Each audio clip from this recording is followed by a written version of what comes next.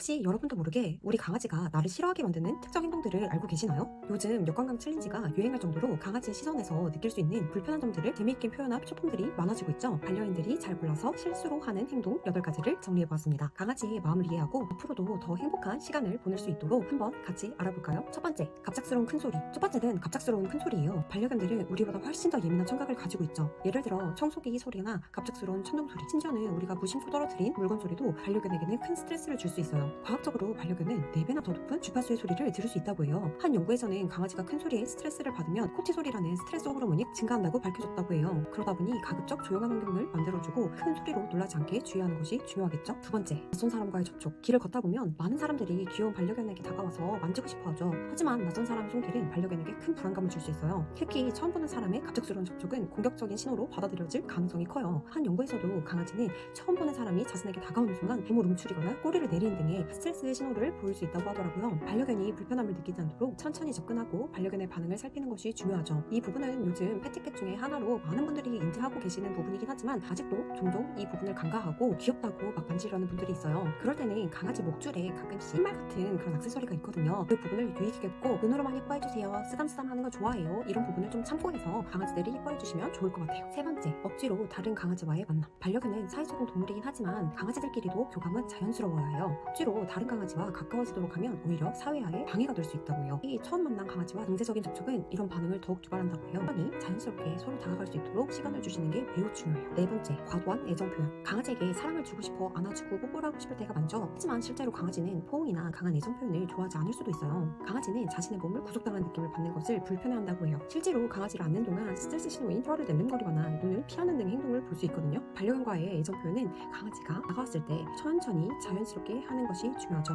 저도 회사에 있다 보면 회사 강아지들을 제 마음 같아서는 정말 꽉 끌어안고 싶고 정말 마음껏 뽀뽀도 하고 싶지만 강아지들의 꼬리 상태나 아니면 그때그때 텐션이 정말 다르거든요. 그 부분을 체크하면서 스킨십의 수위를 조절을 하려고 나름 노력하고 있어요. 다섯 번째, 급하게 산책하기. 산책은 반려견의 가장 큰 즐거움 중 하나인데요. 강아지들은 산책하면서 다양한 냄새를 맡으면서 환경을 탐색하는 것을 정말 좋아하죠. 하지만 반려인분들이 너무 빠르게 걷다 보면 반려견은 그 즐거움을 충분히 누리지 못할 수가 있죠. 마치 사람도 재밌는 게 있거나 맛있는 게 있어서 천천히 음미하면서 먹고 싶거나 천천히 좀 보고 싶은데 계속 옆에서 빨리 하라고 재촉하면 너무 짜증나잖아요. 그거랑 똑같다고 좀 생각해 주시면 좋을 것 같아요. 한 연구에서도 냄새를 맡는 행위가 반려견에게 정신적 자극을 주고 스트레스를 감소시키는 효과가 있다고 해요. 그러니까 반려견이 원하는 만큼 냄새를 맡고 탐색할 수 있는 충분한 시간을 주시는 게 중요하겠죠. 여섯 번째, 혼자 두기. 반려견을 장시간 혼자 두는 건 정말 반려견이 싫어하는 행동이에요. 반려견은 사회적 동물이라 몸을 많이 타기 때문에 반려견이 혼자 남겨졌을 때 불안과 스트레스 증상이 상당히 높다고 하는데요. 특히나 분리불안이 심한 반려견 같은 경우에는 주인이 돌아올 때까지 불안해하면서 울거나 짖을 수 있어요. 가능한 한 반려견과 함께 시간을 보내고 외출 시에는 장난감이나 노즈워크, 간식 등을 미리 준비해 주시는 게 좋아요. 저희 회사 강아지도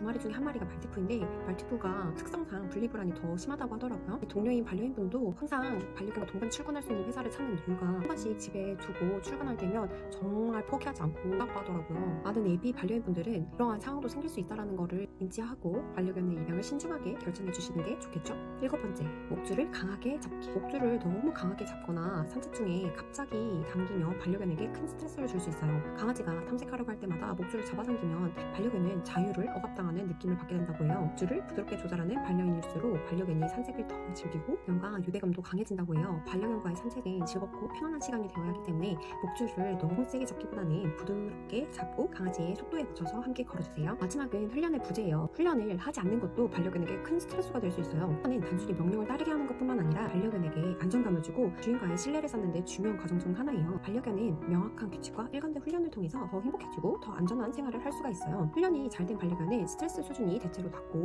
사회적 상황에서도 더 안정적인 반응을 주로 보인다고 하더라고요. 긍정적인 훈련 방식을 사용해서 반려견과의 유대감을 더욱 강화해 보는 것도 추천드립니다. 이번 영상에서는 이렇게 반려견이 싫어하는 행동 8가지를 알아봤는데요. 앞으로 반려견과 행복하고 편안하게 지내기 위해서는 반려견이 싫어하는 주요 행동들은 꼭 인지하시고 피하시는 게 좋겠죠. 앞으로도 행복한 반려 생활이 될 수 있도록 유용한 양육 노트 들고 오도록 하겠습니다. 감사합니다.